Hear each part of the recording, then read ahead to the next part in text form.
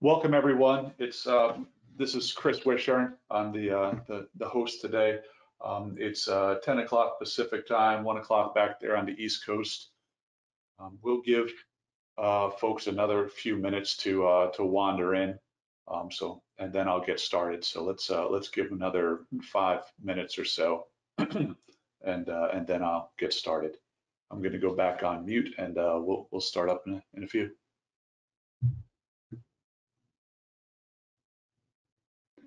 This would be actually a great time if anybody can't hear me, or for anybody who can hear me, just in the chat, give me a thumbs up to confirm that audio is okay. That'd be great. Thank you.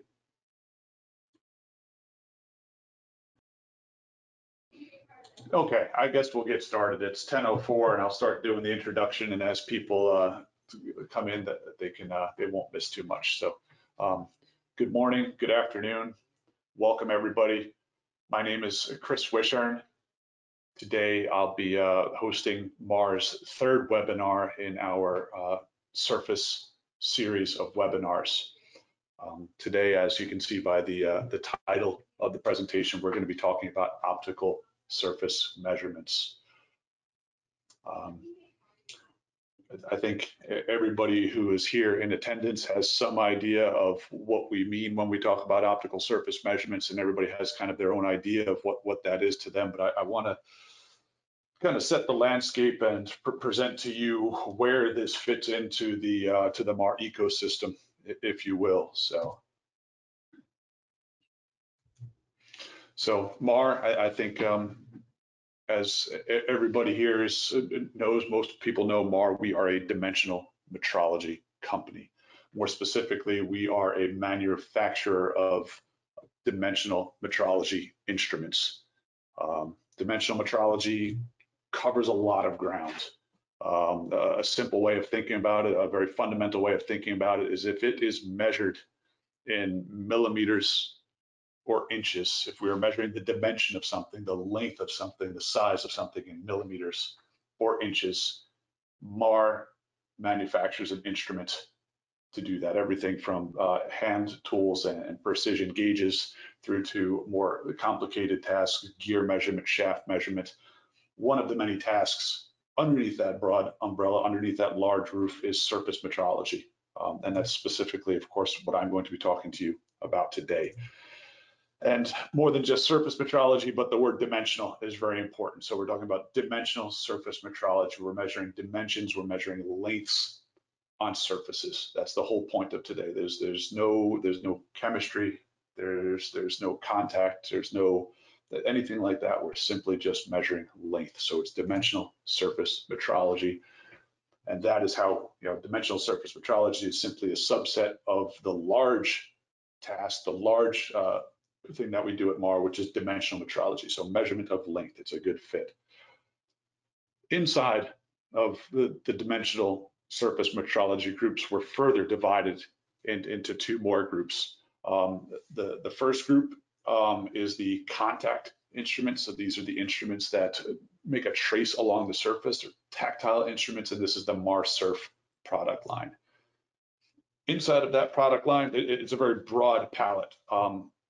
Starting on the left, a very, very fundamental tool like the MarSurf PS10, which is push the green button, get a roughness value, all the way up to something as complex as the MarSurf CNC, which is a multi-axis programmable tool for very, very customer-specific or part-specific tasks, multiple measurements at multiple locations for multiple parts.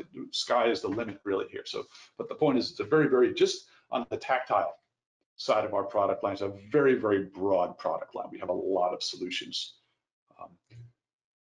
The second grouping underneath dimensional surface metrology at Mahr is the optical instruments, and these live under the MarSurf 3D product group.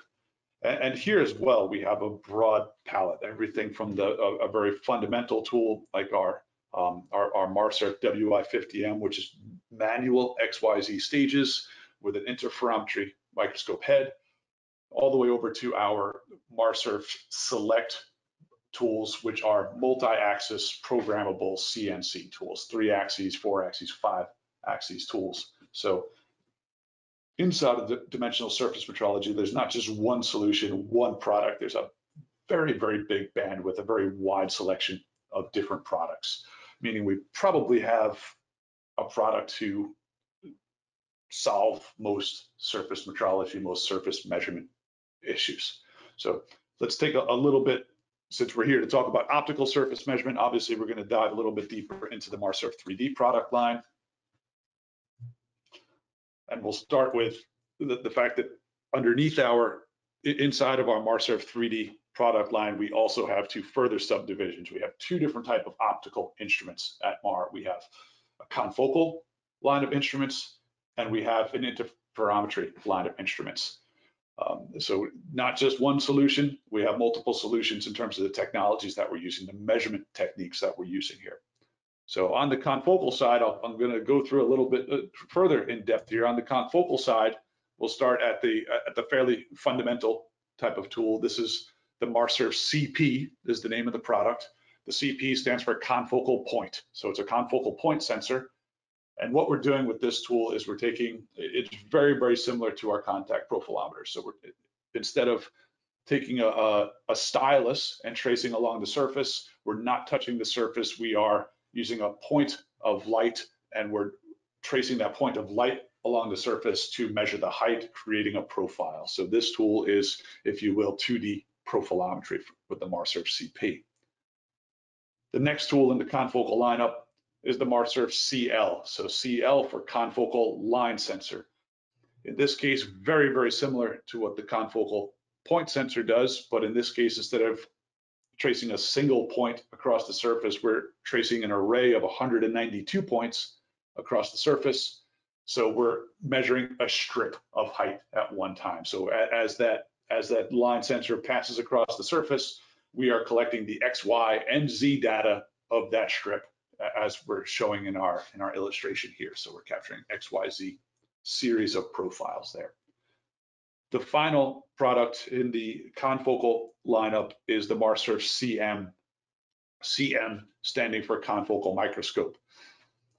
In this grouping, we have our broadest portion of the palette. So we range everywhere from a portable tool in the CM mobile, all the way up to a multi-axis configurable tool in the CM select side of things. So we have underneath the confocal microscopes, we have a wide array of tools we can offer. And of course, it's a microscope, so we're not capturing individual profiles or multiple profiles. We are capturing areas or topometries. 3D microscopy, I wish we really technically should probably call it 3D topometry, but you just heard me struggle to get out the word topometry and topometer, right? It just doesn't roll off the tongue quite so nicely. So although I don't like the word microscopy, we use it anyway because it's easier to visualize, it's easier to say and talk about. So these products, even though they're measuring topometry, they are topometers. We're going to refer to them as 3D microscopes. It's just easier to say. Finally, under interferometry, we have our MarSurf WI product line, single product line under interferometry. These products are, again, 3D microscopes, just like the MarSurf CM. They look very similar to the CM product line. As you can see with the new tags, they are relatively new in our product lineup. And here as well, we have a range of tools all the way from a manual tool in the WI-50M up to 3 motorized axes in the WI-100. But we'll talk a little more about the details of the individual instrument specs in a minute or two here. So that's an intro to the products, a quick intro about what we have in terms of products, but really I want to stop here and pose this question. Why are we doing this? Why are we even bothering with optical instrumentation? Why don't we just continue to use the contact tools, the stylus tools, the tactile tools? Because there's nothing wrong with them.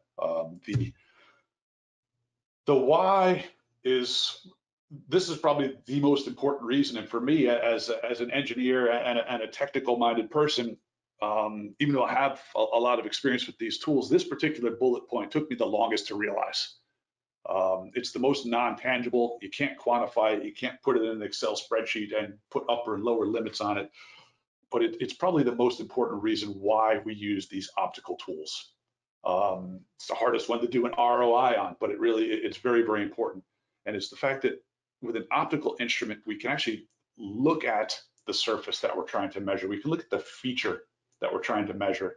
If that's a scratch on a surface, we can make sure, okay, we're focused on that scratch. Okay, collect the XYZ data.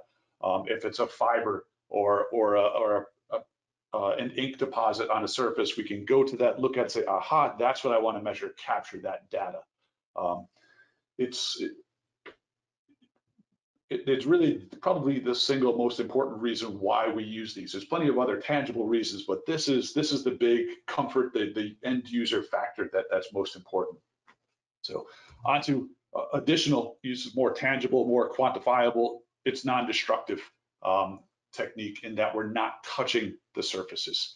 Not to say that a stylus is always destructive, but in very, very sensitive or very, very valuable, for a very, very sensitive or very, very valuable part, there may be some desire not to touch the part, and we can offer that optically because we're not contacting the part. In some cases, it doesn't happen that often, but it does happen often enough.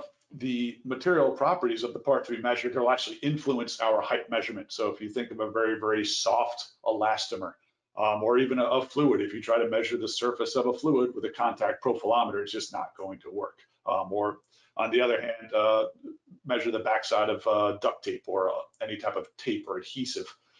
It's going to be tricky with a profilometer because you may wind up plowing through the surface as opposed to measuring it. So these are two much more tangible reasons that we might want to measure optically. Another reason is all of the data that comes out of one of our MarSurf 3D products. It's always digital data, and most of the time it's digital 3D data, which brings us a couple of additional advantages, if you will, or positives, if you will. It's XYZ data, and XYZ data can quantify things like volume that you just can't quantify in 2D. In a profile, you can't quantify volume very well via a profile, but in an aerial measurement, you can certainly quantify volume. Isotropy and lay, you can absolutely quantify in 2D using a 2D instrument, but it requires multiple measurements every 10 degrees or every 45 degrees. With a 3D instrument, with an aerial instrument, we capture isotropy, we capture lay in a single shot. Further, talking about the 3D, the XYZ data, if you will, generally speaking, it has a higher data density, which leads to more reliable results. Finally, and this is a very big one, all equipment these days it's digital data in some form or another, but the 3D, the MarSurf 3D product line is always digital data. It's just the age of the product, the way it works. We're always recording the data digitally and saving it as well, which is very good for documentation and archiving. So this type of technology very much lends itself to tracking incoming and outgoing materials and products. So incoming material from your suppliers, outgoing material to your customers. We can measure, archive, and the good thing about that, why it's important to be able to archive this, is right now we're doing some type of measurement and analysis on incoming products or outgoing products. In 10 years, we may look back at what we're doing now and say, oh, what a bunch of cavemen we were. That analysis that we're doing was completely wrong. We really should be looking at this. Well, we can go back at our digitally archived data, apply our newfound knowledge to that old data, and see when we can track that. That's just one example of why this archiving of the data may be so important. Finally, this is somewhat related to the first bullet point, but also a little different in terms of when it happens. The digital 3D data allows us to visualize the measured surfaces in ways that we really can't do it with a profile. So in the first bullet point, we're able to visualize and be able to actually see what we want to measure. In the final bullet point, it's after we've measured it, we have the opportunity with the 3D data to look at it from different perspectives that we may not get out of a single profile or even multiple profiles, frankly. So that's why we do it. So now a little more detail about the individual tools. MarSurf CM, the confocal microscope. I think we have an idea of what it is. It's just a couple of things to point out here. It's a multi-pinhole disc type of tool. So it's our special technology that we have patented. It's our proprietary technology. It's how we do our lateral scanning. It is an LED tool, so it's not a laser or a xenon bulb tool. It is an LED-based tool. What can it do? Well, it's a tool used for capturing XYZ data. So it will do surface height maps. It will, anything that we use height data on the surface or from a surface for, we can do with this tool, geometry, roughness, etc. And that's what we're, that's the basis of that is shown up here in the upper right. This is a height map. Color represents height, and this is a polished surface on a hydraulic shaft with a pit in it. And we're showing that we can see the colors represent the height. But what we're also capturing with this tool that's very helpful, this comes to the visualization side, is down here in the bottom right, we're also capturing a photomicrograph by function of the tool. So the unique aspect of our photomicrographs is the upper surface, so the ground surface is in focus, but the bottom of the pit is also in focus. Typically in microscopy, these days it's easier to do that, but by default, our tools are always capturing the photomicrograph of the entire surface in focus.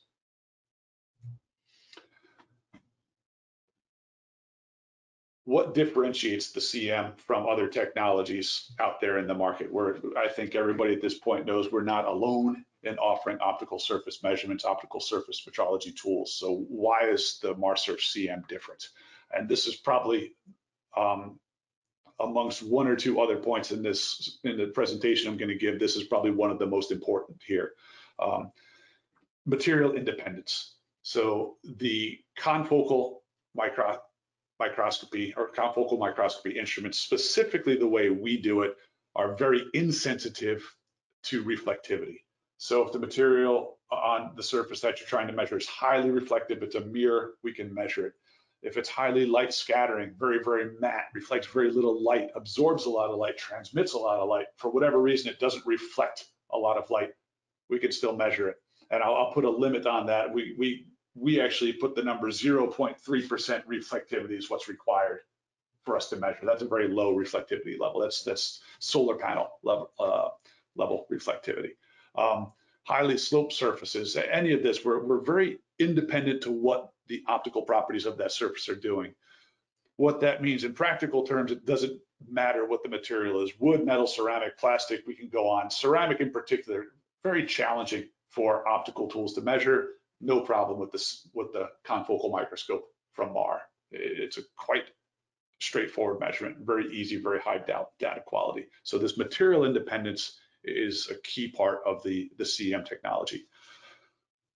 The next bullet point down, excellent correspondence to industry, stylus-based instruments. Mahr sells a lot of stylus-based surface metrology instruments.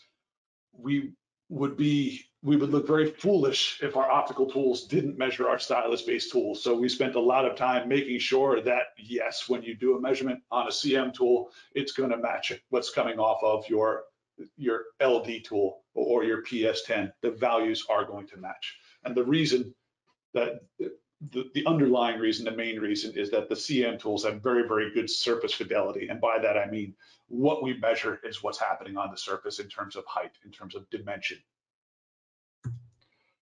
General features for the tools. We have a pretty large selection of objective lenses for these tools. So from 2.5x up to 100x. And what that means for you is if you want to see large fields of view and big features, you use the 2.5x, and we have that capability. If you want to squint at very, very tiny little features on your surface, we also have 100x magnification.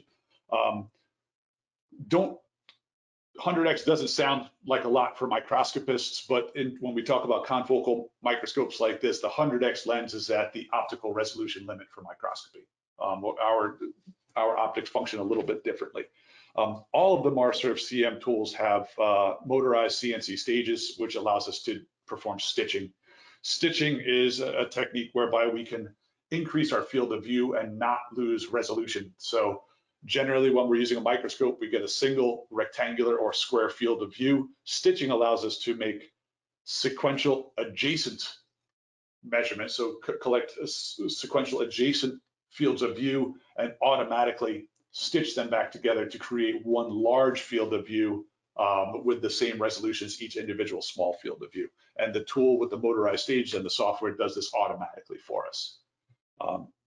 Finally, all the benchtop and desktop tools have collision detect and stop. So if you're having a rough Monday or you're already checked out on a Friday afternoon and you accidentally touch that objective lens onto your part or onto the stage, you're not going to destroy the tool, you're not going to destroy the part or the objective lens. The tool is just going to turn off all of the motors, and it's spring loaded, so there's not going to be any damage. Standard on all of the desktop and benchtop models.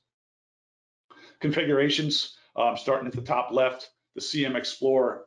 It's our entry-level tool, 50 by 50 by 75 millimeters motorized XYZ axes, available with a color HDR camera or a black and white HDR camera.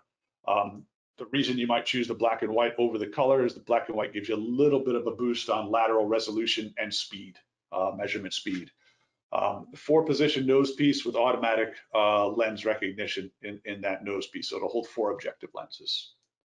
In the middle is the CM mobile tool, a fantastic tool in that it's portable. It has the exact same sensor features and setup as our desktop and our laboratory tools, but it's in that compact size. That, as it's shown there, that's an 8-kilogram tool, fits in a check-in size, or excuse me, a carry-on size Pelican case. Other than slightly smaller axis in the Z direction than the Explorer tool, so it's a 50 by 50 by 35 millimeter XYZ motorized axis, and that's simply just to keep the form factor relatively small. Finally, the CM Select, bottom left. This is a fully customizable instrument. So standard stages up to 300 by 300 by 100, standard motorized stages up to 300 by 300 by 100, but we'll go as big as you are willing to pay for, essentially, or as big as we can source. We'll also add additional stages, so rotational stages as well. We just delivered a 5-axis version of this tool to a customer. In addition to different stages, we can also put multiple sensors in here. So we can put a MarSurf CP, so we can put a point sensor in the head along with the microscope. Most of the microscopes on the CM tools also have what we refer to as an overview camera. So that's another camera in the head that has a 10 by 10 millimeter field of view. And this is very helpful when you're hunting for a very small feature on a large part. You have a bigger field of view, it's easier to find the part. Other than that, same as the 4-position nose piece with the lens recognition, we now offer a motorized nose piece for these tools as well. That's helpful with automation. We can jump from one magnification to the other. A little bit counterintuitive, we also offer a single objective, so a fixed objective. Why we offer this is it's a speed thing. If we eliminate the nose piece and the other 4 objectives, we can run the tool, we can run the scans about 4 times as fast.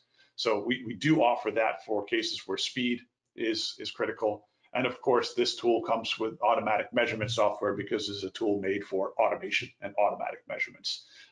To the point of scan a QR code, operator comes up, loads the part, scans the QR code, and off goes the tool to do the data acquisition, the analysis, and the assessment of whether the part is a good part or a bad part, and give the operator further instructions.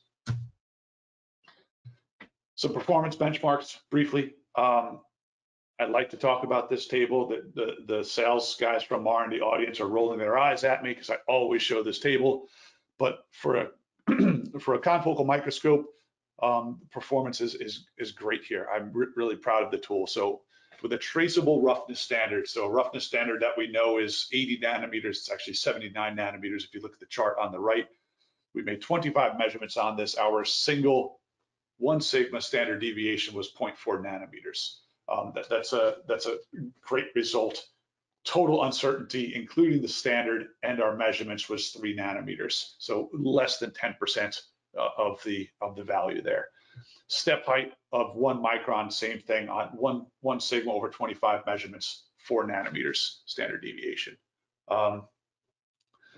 excellent performance for an optical tool, not just the fact that we can measure small features, but how well and how consistently, what our precision on measuring those are. Finally, speed. Typical single shot is 2 to 5 seconds, depending on how much vertical distance we have to scan. For something like an ISO 4287 RA measurement, if we're going to do that, we need to measure about 9 fields of view and stitch them back together. As I've talked about before, we're looking at a measurement time of about 45 seconds. However, remember, in that 45 seconds, we're not making just a single profile. We're making about 1,000 profiles that we can calculate the RA value from. Touched on it a couple of slides earlier, referred to it as fidelity, surface fidelity, or I also had a bullet that said, you know, we conform very, very well to other stylus instruments out there in the in industry. And just to kind of, I can say that as much as I want, but what I'm showing here on the right is a study by NIST. So this is a round robin study by NIST.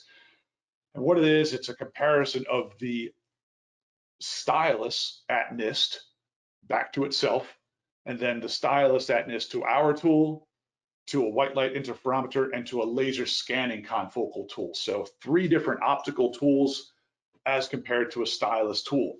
And the results were as follows. From the NIST results were as follows. Their stylus compared back to itself with a 99.6 correlation. This value here, if you see my laser pointer, that's for the stylus back to itself. The interferometric microscope was a 92.1 correlation, 92.1% correlation between the data measured with the interferometer and the stylus instrument at NIST. The laser confocal tool was a 95.3, and then ours, referred to here as a Nipkoff disc confocal microscope, we were 99% correlation. So extremely good correlation between, for all of the optical tools, frankly. They all had excellent correlation, but the one that stood out the most, it was almost as good as the original tool against itself, was our confocal microscope tool. So that's key to what we do, is reliable, high fidelity, high surface fidelity data. And we're always proud to show this NIST study, because it's not just us saying it. So next product, MarSurf WI, the white light interferometers. I think we all know what it is. I just want to highlight the red bullet point here. For our customers, what's important here is it's the same hardware platform as the CM tool. So it's the same hardware and the same software platform as the CM tool. So the stages and the cameras and all of the controllers inside, exact same, are very, very, where they're appropriate to be the same as the CM. Even more importantly is the software platform. So if you can do a measurement on a CM tool, you can do a measurement on a WI tool. If you can look at some surface feature or do some topography analysis on a CM tool, you can do it on a WI tool, because it's the same exact software interface. What can we do with the WI that we can't do with the CM? Why do we have 2 microscopes, 2 different types of microscopes in our product lineup? Well, the WI is better for sub-nanometer measurements. The CM tool does fantastic roughness measurements into the tens of nanometers. Once we start moving down into 10 nanometers, single-digit nanometers, and even sub-nanometer, the WI tool is the proper tool. It's the correct tool to be using. The CM tool is just not the correct tool for that level of roughness. Another task that we can do with the WI tool that's very, very helpful is we can measure flatness over large fields of view. So interferometry gives us the advantage. We can use a relatively low mag objective lens. Low mag objective lens gives us a larger field of view, but we maintain a very, very good vertical resolution over that larger field of view. We maintain, again, a very, very good vertical resolution. The horizontal resolution drops down, so it's really not great for roughness measurements, because we need to have good horizontal resolution for roughness measurements. But for flatness, we're doing a lot of spatial filtering for flatness measurements anyway, so that drop in horizontal resolution is not a problem for measuring flatness. So we do good flatness measurements over large fields of view with the white light interferometers. Configurations, we have 3 options currently under the WI. There may be more options. You'll notice there's no select, there's no customizable version here. That's, if you ask us nicely enough, we can probably do that for you too, but our official product lineup right now is the 50M on the left over here, manual stages.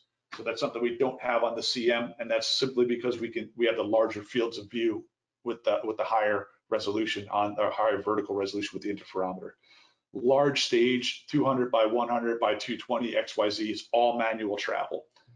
Then we move into the WI50 and the WI100. These are motorized stages for desktop tools. So 50 by 50 by 100, or 50 by 50 by 75 for the WI50, 100 by 100 by 70 motorized for the WI100, plus another 80 millimeters of manual adjustment. And that's these knobs on the side for doing the manual adjustment on this tool.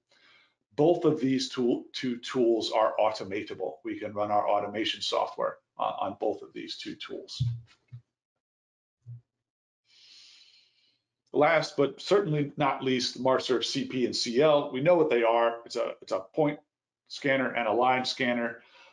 Again, the important bullet point here is the one highlighted in red. Same platforms. So the hardware on a CL select, a CP select, and a CM select tools, whether it's confocal, microscope, point sensor, or line sensor, the stages, the gantry, the controllers, it's the same hardware. The heads are different, but the hardware is the same. That allows us to keep the same software interface for measurements, and naturally it's 3D digital height data, so we're keeping the same analysis software as well. So hardware, measurement software, analysis software, the platforms are all the same across all of the products within this line. So CP, CL, CM, WI, they're all the same. That's appropriate on the hardware side, of course. What can we do with the CP and the CL? 2 main things that we use these tools for, as opposed to a WI or a CM, generally for a longer scan. So if we're looking for a warpage scan or a contour over a large part, longer part, we're going to look to a CP or a CL simply because it's much faster to make a 100 millimeter long scan with one of these tools than a microscope. The other thing, the other big advantage, it's really just for the CL. The CL, it's 192 channels at 20 at 2 kilohertz. It's actually, this slide is outdated, another order of magnitude on there now. The new tools run at 20 kilohertz. So that should be 3,800 kilohertz is what we run out with this tool currently. So it's a very, very high speed tool is the big advantage to the CL. Just keep in mind when we're looking at this, there's a high speed, lower resolution than the WI or the CM. In terms of configurations on these tools, the CP Select on the left, we offer 6 different point sensors for that. The difference between the point sensors is the lateral and the vertical resolution, as well as the vertical range that we measure. So in terms of the vertical range, everywhere from 100 microns total vertical range that we can measure for very, very fine measurements, all the way up to 25 millimeters total vertical range that we can capture. In that box that is the CP head here, we can fit 2 of these CP sensors plus a camera. We need a camera so that we can see where we're going to measure. We can tell the tool, okay, measure this feature. We set that feature, we set the measurement region around that feature using the camera, and then we let the sensors do their thing. Stages up to 300 by 300 by 100, just like the CM Select, we could add rotary stages as needed as well. CL Select, similar, 3 different sensors available. Again, the different sensors give us different lateral and vertical resolutions, as well as different vertical measurement ranges. In the case of the CL tool, you can only get 1 CL tool and a camera in the head. So that's a summary, a summary of the tools themselves, of the products themselves. I'm going to talk a little bit about what we use these for.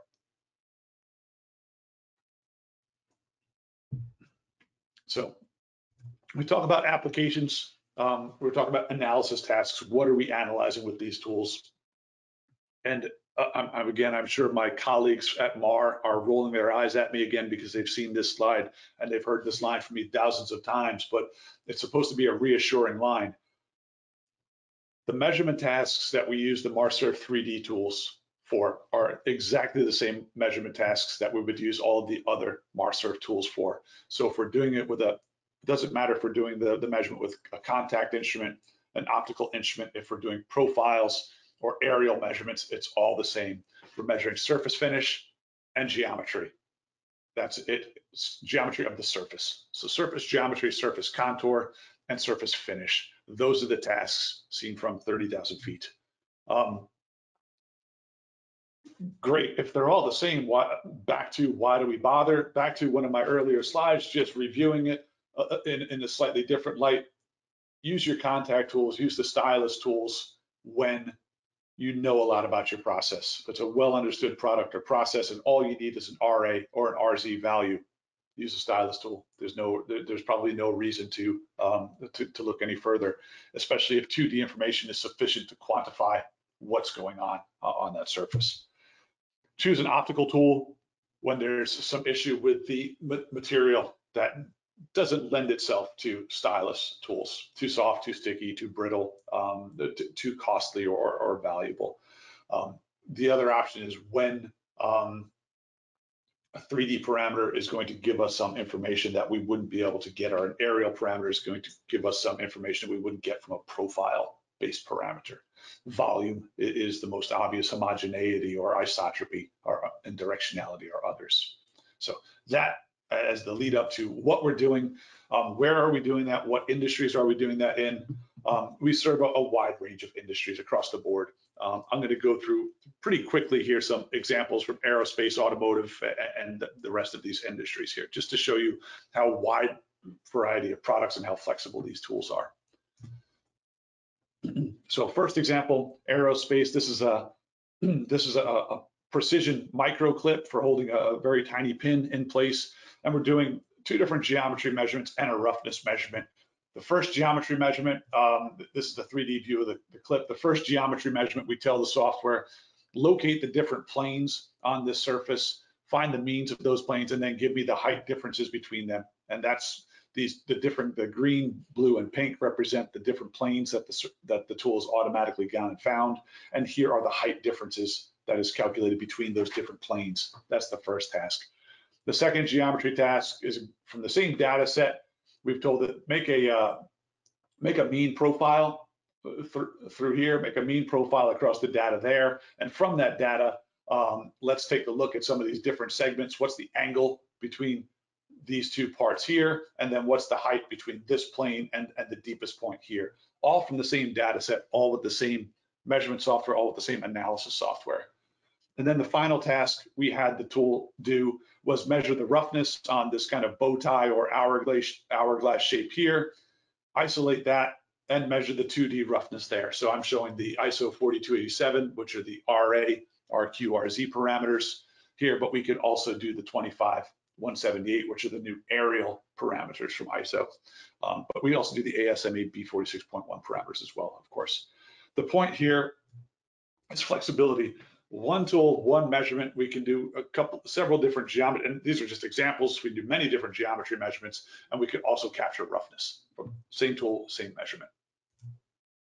Automotive, the example here is sealing surfaces. We can take a look at cutting performance of our tools and our processes, and determine how that is related to our sealing performance. The machining mark geometries, as you can see quite clearly here, are what provide us that insight, and that's what we're quantifying. So the example I've shown is directionality. So we can automatically pick up the two different directions and quantify the directions that are prominent on the surface. An important thing to keep in mind here, a lot of these parts are often quite large. So we're showing the portion of a transmission here, or a bell housing here. It's a pretty big part. It may not fit, it's not going to fit on one of our small tools. But what we can do is we can take the CM mobile tool and we can actually put the CM mobile over the part or on the part in some cases.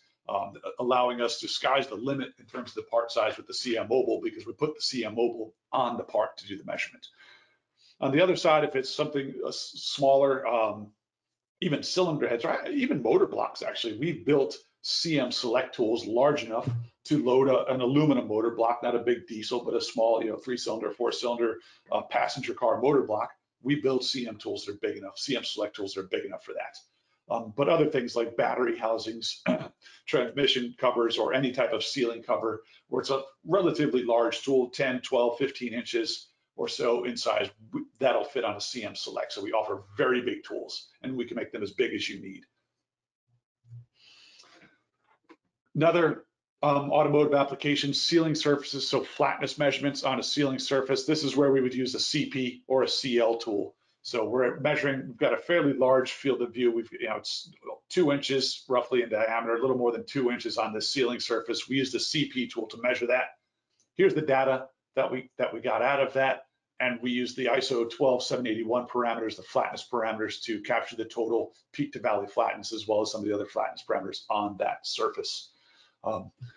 The way we did this, the way we set this up, was we set it up with some automatic measurements using our automation software. So you put the part on the stage into a set fixture, holds the part in position, choose the name of this part from a drop-down menu, hit start, and then you walk away and come back to essentially this data here as your report. Very little user interaction there. Materials and metals industry. So what I'm talking about here are flat products, rolled sheet steel, rolled sheet aluminum. Fairly mature industry. Their customers are becoming more and more demanding as we as end consumers become more demanding for durability and strength to weight ratio and product appearance. The manufacturers of electronic components, cars, et cetera, push those requirements back to the flat products companies. Surface finish is going to affect several of those. Appearance and surface durability, paintability, et cetera, are all going to be affected by surface finish. Used to be in these industries, we could get away with simply doing a profile, a 2D trace. Now, as the performance of the surface performance requirements have gone up, we find more and more customers in this field needing the 3D data. It's actually where this CM mobile tool that I'm showing here is where that tool was born, was the demand by the steel industry to see 3D data to make sure that some of their new surface finishing processes were actually performing as they expected. So that's actually where this tool that I'm showing here was born. So the point here, portability. It's the same exact sensor that we use in the lab. Take it down onto the rolling mill floor. These tools live on the rolling mill floor. They live in the grind shop. You can take them, put them in the car, take them out to customer sites or to your supplier sites and deploy them there with the same performance that you're going to see in the lab. Medical application. The thing here is this is an orthopedic implant. On one side of the implant, we have an interference fit where we have a very, very low roughness. Another portion of the implant, we have an area where osseointegration is important. It's performance criteria, and that's a very, very rough surface. We're going to measure both of them with the same tool. We use a different objective to measure them, so we've got to move the nose piece from the 10x to the 50x objective to do the measurements. But the point is we can measure values from an SA. If you're familiar, SA is very similar to RA, and if you're familiar with measuring that, you know that 7.7, 7.8 microns RA or SA values are very, very rough surface, all the way down to on the other side where we are measuring 50 nanometers of roughness there. So a very, very big delta on the parts, all done with the same tool.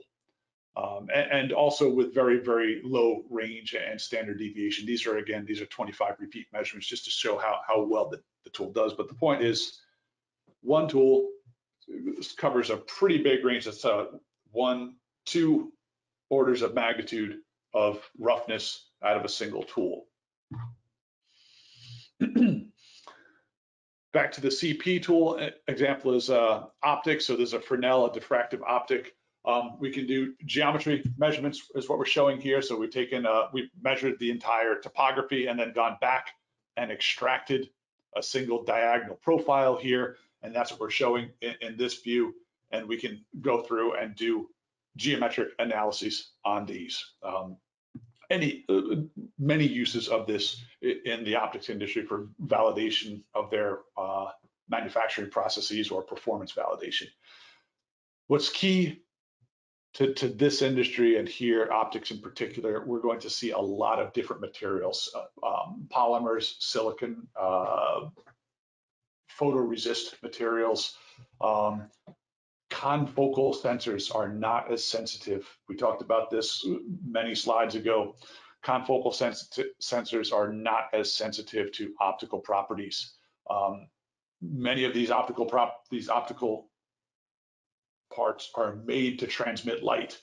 They do it very, very well. They're optimized for that, so they're not going to reflect a lot of light back to the sensor. The beauty of a confocal tool is that it can work on very, very low reflected light and still give us a very, very accurate and very, very precise reading. So the material independence is really what's the key takeaway for this industry. Fuel cells, so power generation and distribution, storage, fuel cells becoming more and more important. This, I have it labeled as a CM, but it's actually a CM and a CP application. This is a bipolar plate, so we're looking at flatness or channel spacing or feature size on this. We can capture that with the CP tool at very fast, very high resolution, but we also have the capability to look at the diffusive layers or the diffusion layers as well, and look at very, very small porosities or even the individual fibers or the fiber morphology on these diffusion layers of the fuel cells. So again, with the CM Select with multiple sensors, we can handle several different tasks inside of this one application, as well as I also, of course, any electronic components in these fuel cell assemblies, we can also measure those as well. So that's multi-sensor capable to handle all the different aspects that we see in the fuel cells. Finally, semiconductor and microelectronics. I think this is really where this type of optical tool first broke through, quite frankly, was in the semiconductor market. And there's hundreds and hundreds of applications here. Some of the ones that come to mind: hard drive components where we're measuring depth and radius, pressure sensors, ball grid arrays. There's, like I said, there's hundreds and hundreds of, or thousands, I even say here, and they all have slightly different requirements in terms of what type of materials, what type of resolution is needed, what type of analysis is needed. And we offer the tools on the hardware sense and tools in the software sense that are flexible enough to meet all of those needs. So really the original semiconductor and microelectronic, really the original breakthrough for this type of technology, breakthrough markets for this type of technology. We still service that. And if you'd like to see some measurements on your own parts, reach out. We can absolutely do some trial measurements for you and show you how these tools perform on your own parts. So feel free to reach out. My email address is right there, Christian.Wichern, christian.wichern@mar.com. Have a great afternoon, everybody.